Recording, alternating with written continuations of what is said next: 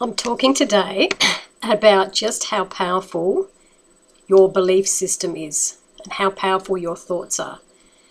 So I love to listen to people. I love sitting in a group of people listening to everybody talking, and I can hear what they're saying, and I can hear, I also hear something else coming in, which could be a guide, or it could be my higher self listening, or it could be their higher self. I always get two meanings with a conversation. So I'm listening to what's coming out of their mouth, but I'm also hearing something else. I don't have to actually comment. I just like to, it opens my eyes to something so much bigger. And I'm going to share this with you, what happened on the weekend.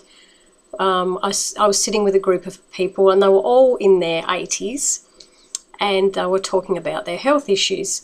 And this one particular lady said that she had thickened blood, so she had to take a certain drug to help thin her blood.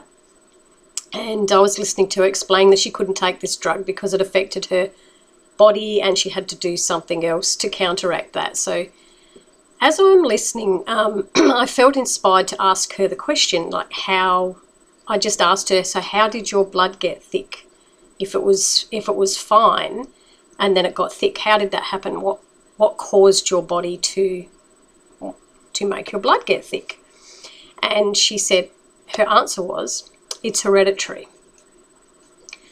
And I said, oh, okay, can you explain that a bit more? And she said, well, as she was growing up, her uncle had blood problems, and he had thick blood, and he had to take this certain medication, and then her mother got the same thing. And so as she's growing up, as in my mind, I'm thinking, so as you're growing up, your belief is that your uncle has this problem, and your mum has this problem, and there's other family members have this problem as well with their blood. So you're going to have this problem, aren't you? Because it's hereditary. Then when you go to the doctor, the first thing the doctor says to you is, does anyone else in the family have this?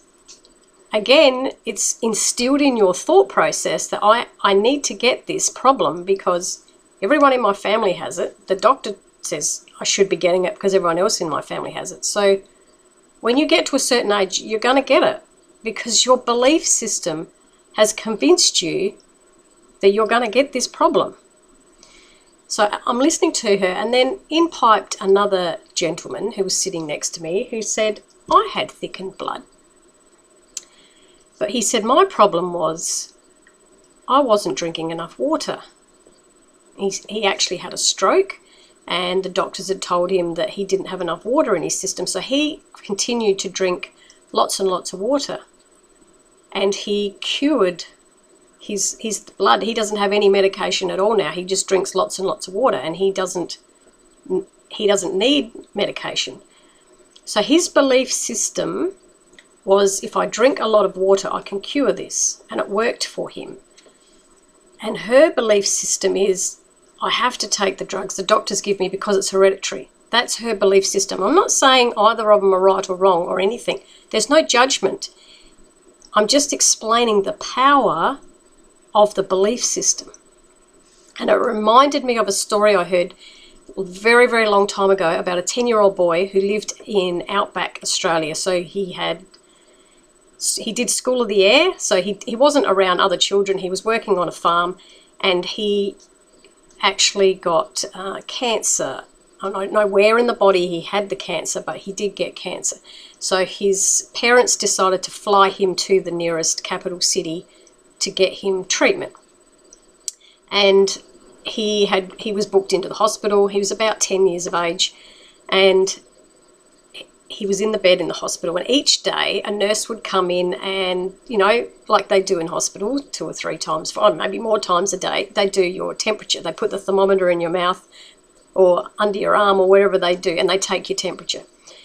And they did this for a week, just did his temperature, and in the meantime the doctors waiting on doctors to come in, waiting on discussing how that they were going to treat this boy's cancer. And after 7 days, he went and had some more tests done, and there was no cancer in his body. And the doctors were amazed. They had to go back over the original tests where you know, what had been done originally and where it was diagnosed originally. And the little boy just sat there and said, but haven't I been getting treatment already? And the nurse said, no, you haven't had any treatment. He said, yeah, every time you come in and put that thing in my mouth and every time you put that thing in my mouth, he didn't know that they were doing the temperature. He said, isn't that the treatment? So in his mind, every single time they were taking his temperature, he thought that was a cure. The power of his belief system was believing that was curing him every single time they were doing it. Because at the age of 10, you are so innocent of having confusing thoughts in your mind. And this happens with anything in life where your belief system is so strong for you. And when you get down to the nitty-gritty of what your belief system is and really understand it, you can explain so much about what you bring into your life and what you create into your life. So I just wanted to share that with you today. Just a thought for this week to think about what your belief system convinces you of. And I hope you all have a wonderful week. Thank you.